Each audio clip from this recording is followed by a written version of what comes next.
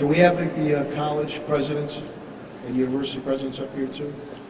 Dr. Cook, President Benitez, Dumay,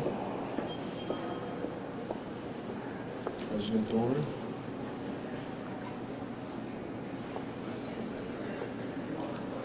Pretty high-powered academia here, huh? Not bad at all.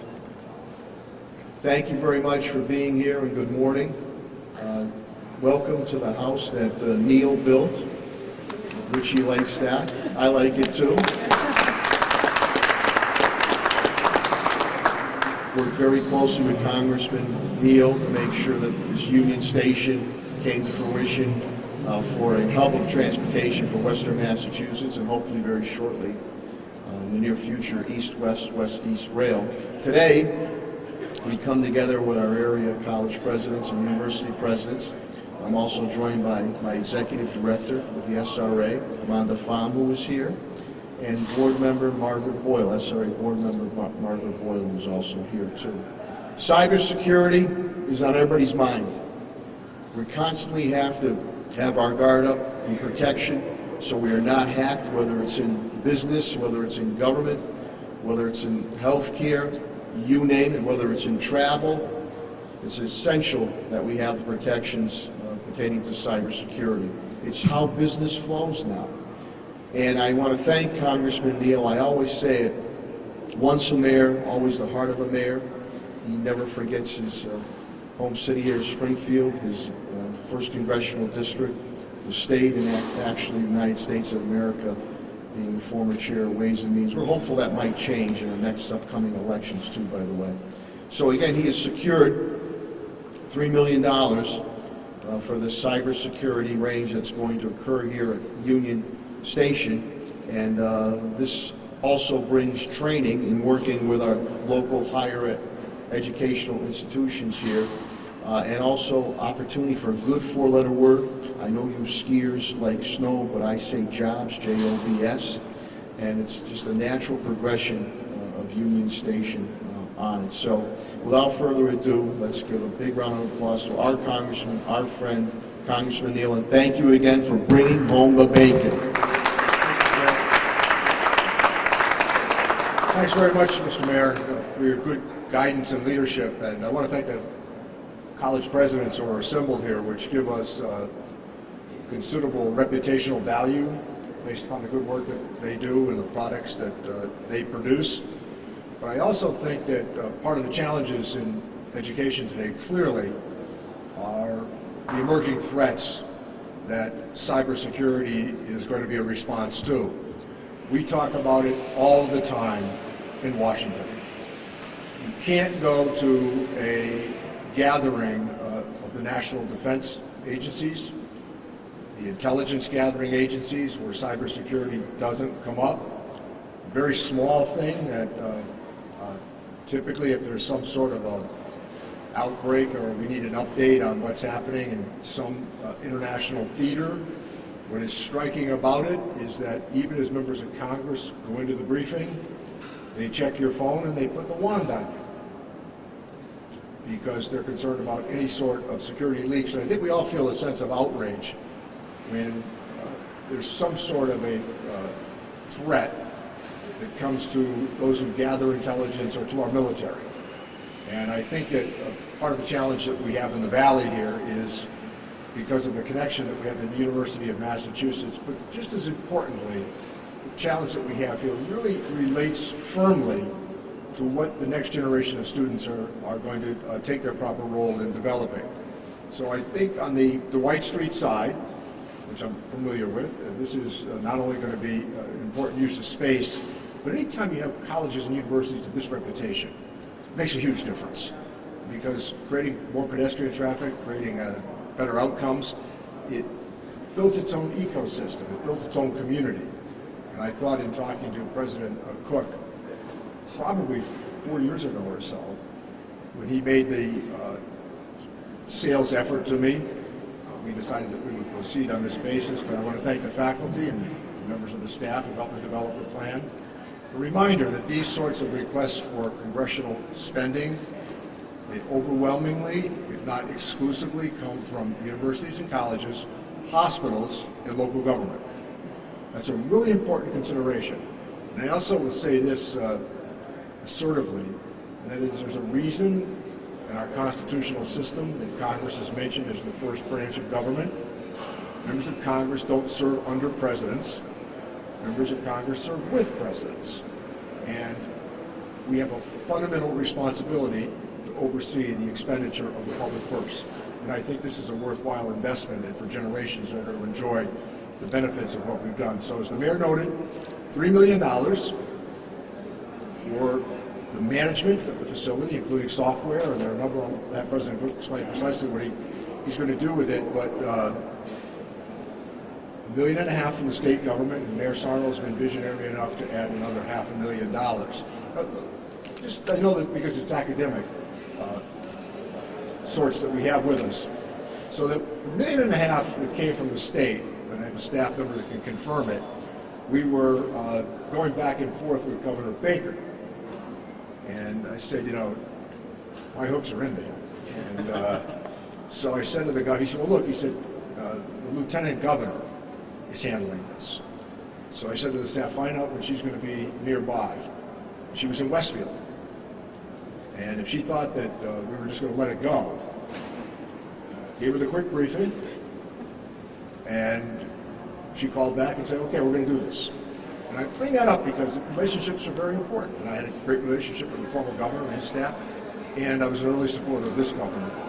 And certainly that partnership that we've developed, bringing $5 million more to Union Station on the Dwight Street side is going to be really important. So we still need the technical assistance of these fine universities and college presidents, and I now want to call on President Cook to talk about precisely what they intend to do with the money.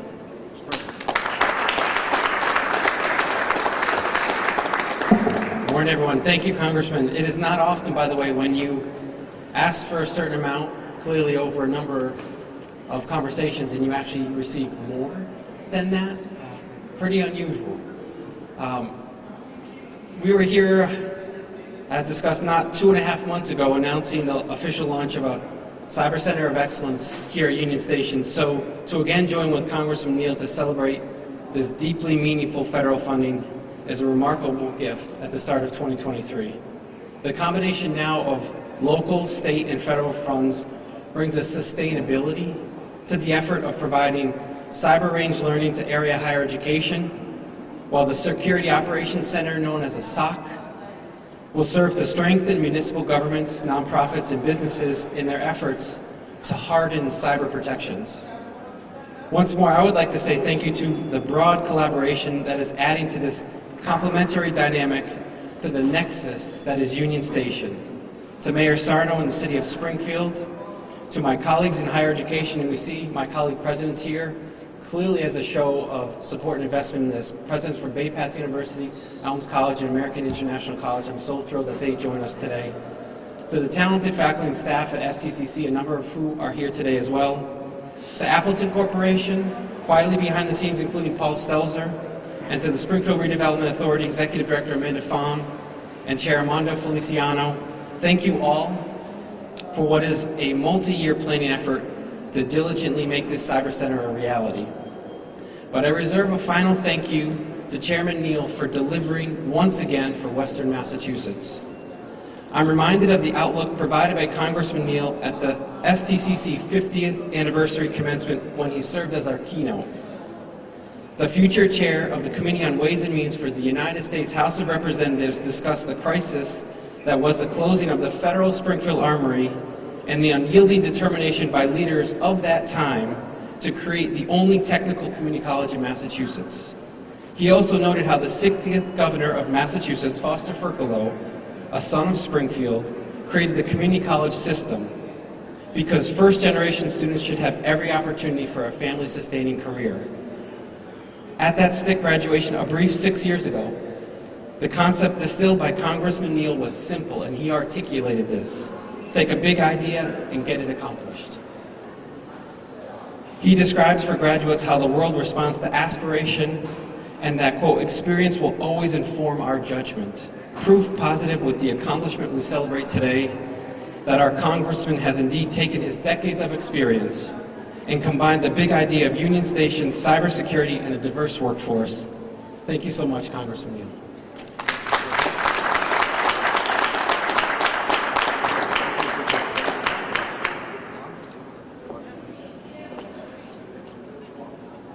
My SRA director, the first female ever to be director of the SRA, Amanda Fong.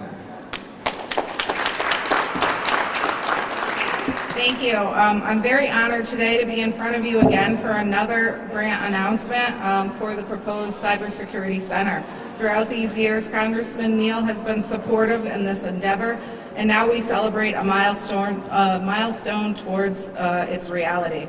STCC's leadership has been imperative for the advancement of the center in Western Mass, and I can't wait to continue its momentum. The SRA, as operators and caretakers of the station, are very excited to welcome a new tenant, which will further energize the facility and empower our community. So big congratulations to everyone here, and can't wait to get to the next milestone. Thank you.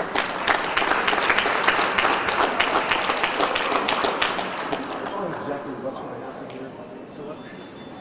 Somebody do that, yeah. No pressure. Nuts and bolts stuff.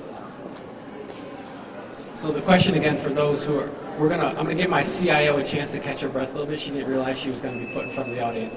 Just a little bit of the detail around not just the physical aspects of what we have to stand up for a security operations center in a cyber range, but also the technical elements behind that. So again, I'm putting my CIO on the spot, Mary Kozlowskis, but she is very well versed in all this. Let me turn it over to Mary. Thank you, Dr. Cook. So we have been working towards this project for quite a long time. And so in terms of the technical aspects, so we have two pieces to this project. The first is the cyber range, which is the actual training component that will involve the various colleges. And so that will involve a software solution that we will be working towards to set up in the cyber range. And the second part will be a SOC, as Dr. Cook had mentioned, Security Operations Center, which will actually be a real-life setup where we will be managing security operations for municipalities, businesses, and potentially working with government operations. And so, as you can imagine, the space right now is unfinished. We will have to build out the technical infrastructure, which includes classrooms and the actual security center. And then once we get that and we start, bringing in the students and the operations of a SOC, it will most likely be a year or so project as we build out the first part of it and then into, the second part. So that's it in a nutshell. Not to get into too much technical details because it is a security operations center and we don't want to give up. So, thank you very much. I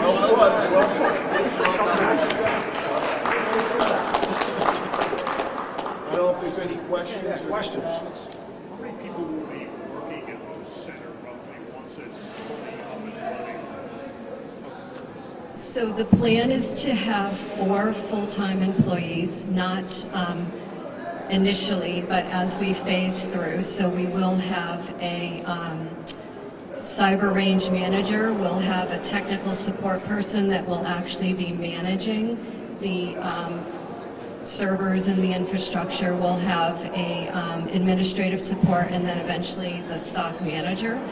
And then the operations center itself will be run by students under the training piece of it, under the oversight of the SOC manager. So I would imagine, 4 full-time employees, and then depending on the scale of the project, it could be up to 10, maybe 20 students.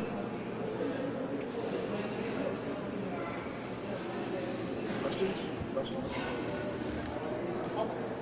Maybe this is for Amanda. How I mean, just the intermodal facet of Union Station. We have the rail, train, and buses, so we can accommodate any person from, any region in Connecticut, Western Mass, and abroad.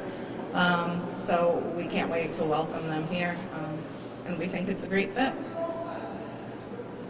That opens up, Paul, for a lot of training. As Congressman indicated, that training starts to spread out and become a hub. Trained here for institutions, our academic institutions. Cybersecurity is much needed. Jobs.